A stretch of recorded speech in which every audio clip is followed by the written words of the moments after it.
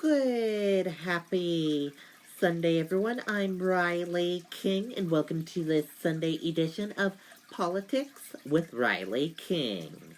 It's Sunday, March 8, 2020. Let's begin this Sunday edition of Politics with Riley King right now.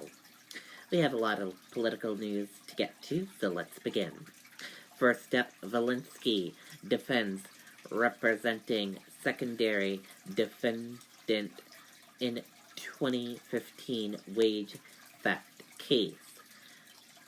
Painting company defendants paid $400K in back wages and penalties. Executive Counselor and Democrat candidate for governor Andrew Levinsky on Friday defended his former role on a legal term representing a contractor that was ordered to pay more than $400,000 in back wages, damages, and penalties after being charged in a federal lawsuit with withholding wages from its employees.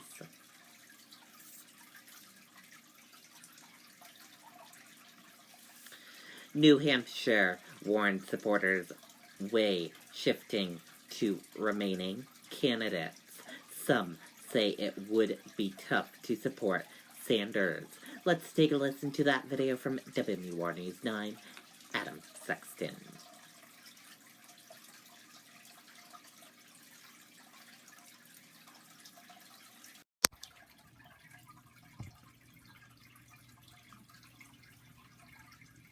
At Beltates, customers will find everything they need for a building project. The brand names you trust to perform. And with a fleet of over 50 delivery vehicles, we deliver when and where our customers need them. Beltates Building Products. 9 locations throughout New Hampshire and Massachusetts. Elizabeth Warren built a campaign that was the envy of her rivals. A robust organization that could show up in numbers or inspire at the individual level. I am a Warren Democrat. I am. But for reasons that could be discussed and debated for a long time, she faltered down the home stretch, came in a disappointing 4th place in the New Hampshire primary, and just dropped out of the 2020 race. Devastated. Absolute pure devastation. State Rep Wendy Thomas so deeply believed in Warren, she tattooed "Persist" on her own forearm. She's not thrilled about her remaining options in the Democratic contest. We had the most diverse presidential field ever. We had a Latino, we had a gay man, we had several women, we have people of color, and we're left with 2 mediocre old white men. When Warren filed her candidacy at the New Hampshire Secretary of State's office, Ron Abramson was right at her side. He backed Bernie Sanders in 2016, but now says some of the Vermont senator's supporters' actions this cycle have been, quote, tough to digest. I think he has a vocal and very passionate following, and out of that mostly good group, there are a few bad apples, and there needs to be an understanding that being quote-unquote right on issues isn't enough. Representative Thomas is more blunt. I would have a very, very difficult time voting for Bernie.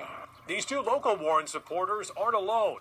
At the national level, there aren't many endorsements or former surrogates moving in Senator Sanders' direction either. Bernie is stagnated, and he needs a big boost to regain the momentum that he had coming out of New Hampshire. Adam Sexton, WMUR, News 9. Okay, and there you go on that video and that report.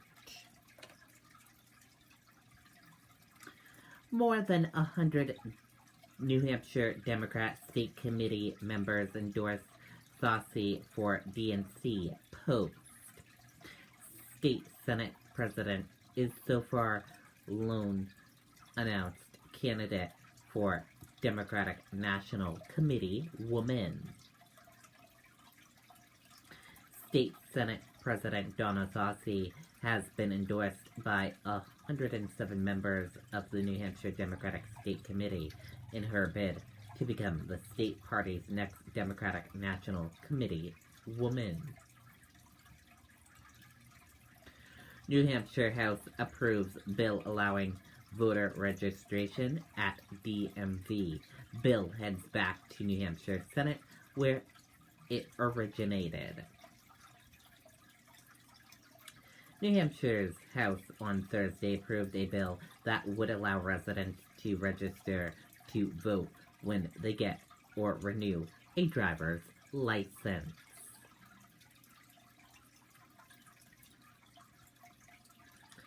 Bernie Sanders turns up the heat on Joe Biden. Let's take a listen to that video from ABC News.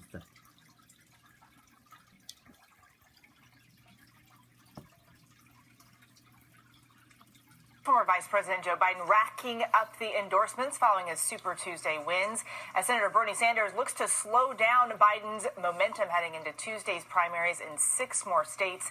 ABC's Rachel Scott is in St. Louis, where voters will be heading to the polls. Good morning to you, Rachel. Eva, good morning. The next set of primaries are just 72 hours away, and former Vice President Joe Biden and Senator Bernie Sanders are both making a play for the Midwest, sharpening their attacks before the next states weigh in.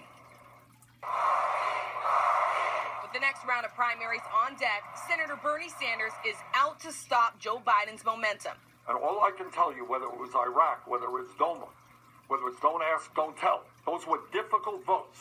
I was there on the right side of history. And my friend Joe Biden was not. Taking on the former VP at every campaign stop. Joe Biden's campaign has received funding from over 60 billionaires in this country. Biden, who didn't hold any rallies yesterday, warned against the primary becoming a negative bloodbath. Phoning into a closed-door fundraiser 500 miles away in Maryland, he said he is bracing for an increasingly negative campaign ran by supporters of Sanders.